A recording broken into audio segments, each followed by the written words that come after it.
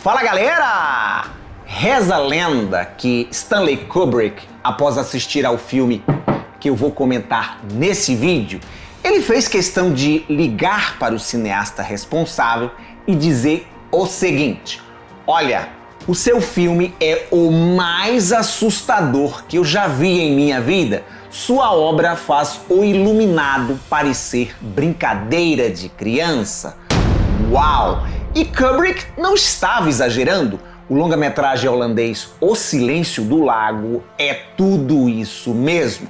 Prepare-se para provocar danos irreversíveis em sua alma, porque começa agora os filmes mais perturbadores do planeta. Roda a vinheta!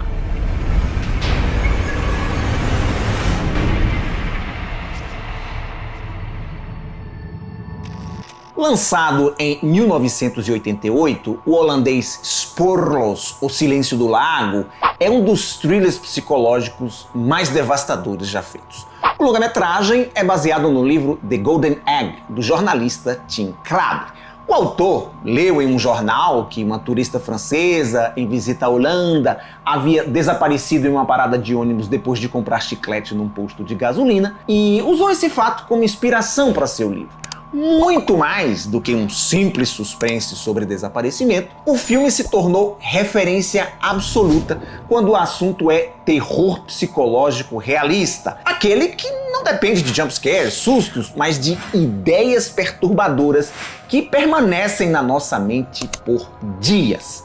A trama acompanha Rex e Saskia, um jovem casal de férias que está viajando de automóvel pelo interior da França. Quando o veículo fica sem combustível em um túnel, Rex deixa a moça sozinha no local e vai buscar gasolina para que eles possam continuar o percurso. Na volta, ele encontra a Saskia do lado de fora do túnel, irritadíssima, reclamando sobre o quanto a solidão é algo que a incomoda bastante. O casal estaciona o carro num posto de beira de estrada e Rex, para acalmar a namorada, promete que nunca mais vai deixá-la e, como forma de simbolizar esse compromisso, enterra 2 moedas próximas a uma árvore. Saskia entra na loja do posto de conveniências para comprar bebidas e simplesmente desaparece sem deixar vestígios. O sumiço ocorre em plena luz do dia, em um local movimentado, o que torna tudo ainda mais inquietante. Rex a procura por todos os lados, pede ajuda a alguns transeuntes,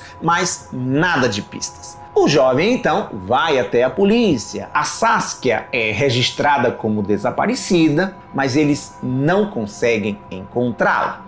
A partir daí, o filme dá um salto temporal de 3 anos e mergulha na obsessão do Rex. Incapaz de aceitar o desaparecimento sem respostas e atormentado por cartas misteriosas enviadas pelo sequestrador, diga-se de passagem, ele transforma sua vida em uma busca incessante por qualquer pista. Essa obsessão não diminui com o tempo, ela se intensifica, corroendo sua sanidade e suas relações, evidenciando um dos temas centrais da obra, a necessidade humana de fechamento, mesmo que a verdade seja insuportável. Quando tudo parece perdido, Rex é abordado por Raymond, o sequestrador, que lhe faz uma intrigante proposta.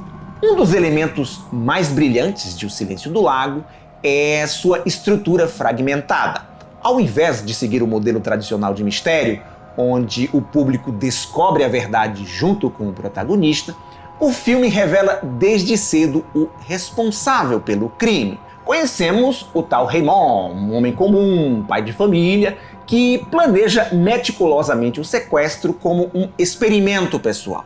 Essa escolha subverte completamente a lógica do suspense e transforma a obra em um estudo clínico do mal. Vemos esse sujeito planejar o sequestro nos mínimos detalhes. Raymond adquire uma propriedade rural afastada, testa os efeitos do clorofórmio, qual é a quantidade que ele precisa usar para desmaiar uma pessoa e quanto tempo essa pessoa vai ficar desacordada.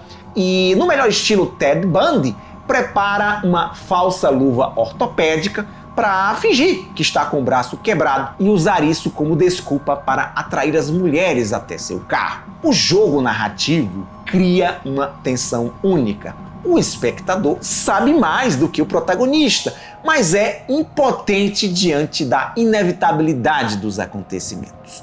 Tudo é conduzido de maneira fria, quase clínica, reforçando a ideia de que o mal pode existir de forma banal, silenciosa e absolutamente racional. Essa abordagem torna o filme ainda mais perturbador do que muitos terrores explícitos, obras que apostam no gore. Para piorar, o desfecho não oferece nenhum tipo de alívio ou catarse. Muito pelo contrário, a conclusão é perversa, talvez um dos finais mais cruéis do cinema. E eu preciso falar sobre ele, mas não quero estragar a surpresa de quem pretende assistir ao filme. Se é o seu caso, pule o trecho spoilerento a seguir, acelerando o vídeo até a marcação que está aparecendo na tela. Então, quando os dois, o Rex e o Raymond, finalmente ficam cara a cara, o sequestrador frio e metódico promete revelar toda a verdade ao Rex apenas se ele aceitar passar pela mesma experiência que a garota. E o jovem, consumido pela necessidade quase doentia de saber o que aconteceu com sua namorada, aceita a proposta sem pensar nas consequências. Raymond, então, o conduz por uma encenação calculada, oferece uma bebida batizada para que ele desmaie, assim como fez com a Saskia anos antes. Rex bebe sem hesitar e ele apaga.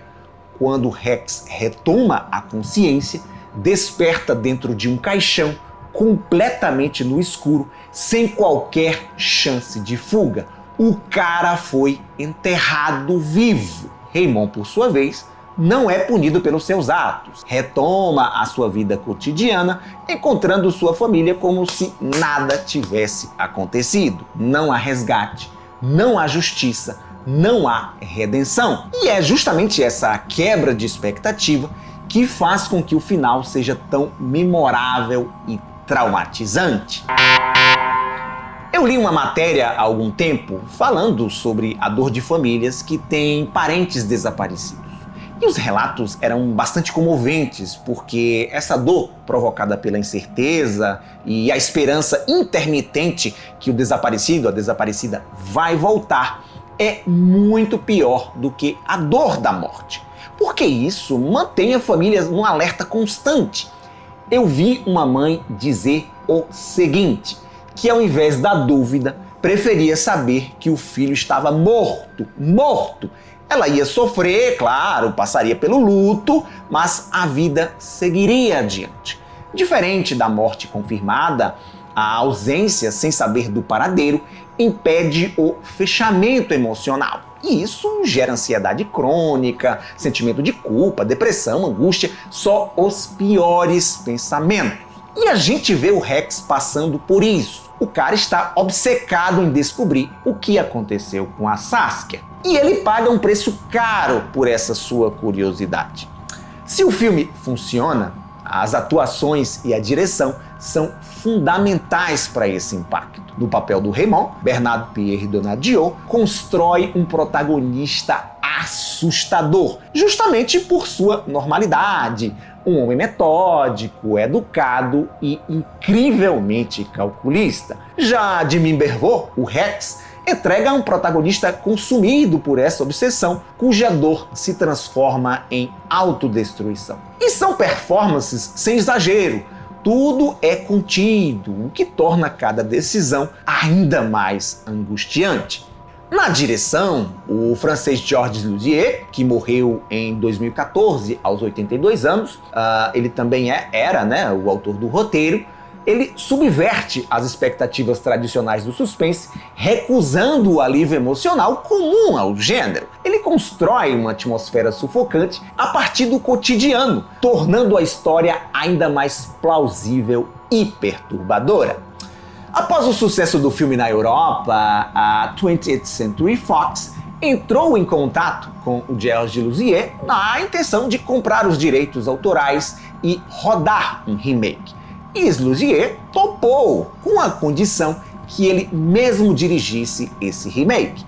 O cineasta encheu os bolsos de dólares, mas, pressionado pelas amarras do estúdio hollywoodiano, entregou uma versão que, apesar de seguir uma premissa idêntica, altera drasticamente o final, adotando uma abordagem mais palatável, mais confortável, mais agradável. A mesmíssima estratégia utilizada com a refilmagem de Speak No Evil, Não Fale o Mal, que eu já comentei nesse quadro. Essa mudança foi amplamente criticada por diluir o impacto existencial da obra original e, mesmo tendo no elenco Jeff Bridges, Kiefer Sutherland e uma Sandra Bullock em início de carreira, a versão americana se mostrou um enorme fracasso de bilheteria. Essa comparação evidencia o que Sporlos tem de tão único, sua coragem de não agradar. Enquanto o remake busca alívio, o original confronta o espectador com a crueldade do acaso. Se O Silêncio do Lago lhe despertou curiosidade, bom você saber que tudo aqui se desenrola muito lentamente. O diretor Sluzier não tem pressa, faz questão de imprimir um ritmo deliberadamente contido, e é isso que torna o filme um horror brutal, muito realista. É o tipo de história que assombra porque poderia acontecer. Obrigado por sua audiência, lembre-se do like maroto e me seguir nas minhas outras redes sociais. Tchau e até a próxima!